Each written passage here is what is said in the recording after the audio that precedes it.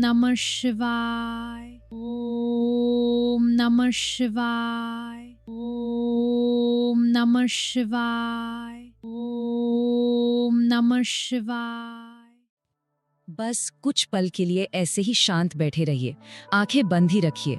जो वाइब्रेशंस अभी हमने बनाई हैं उन्हें अपने अंदर महसूस कीजिए। इस गहरी शांति को अपने अस्तित्व के हर हिस्से में समा जाने दीजिए। पता है, ये जो शांति अभी महसूस हो रही है, ये बस कुछ पलों के लिए नहीं है। इस एनर्जी को अपने साथ लेकर जाइए। इसे अपनी रोज की जिंदगी में एक पॉजिटिव बदलाव लाने का जरिया बनने दीजिए। ये शांति और क्लैरिटी आपके हर फैसले में, हर काम में आपका मार्गदर्शन कर सकती है। और आखिर में बस एक सवाल जरा सोचिए, अगर आज का सिर्फ एक फैसला, सिर्फ एक, आप इस शांत अवस्था से लें तो वो क्या होगा और उससे क्या बदलेगा? इसका जवाब शायद आपको हैरान कर दे।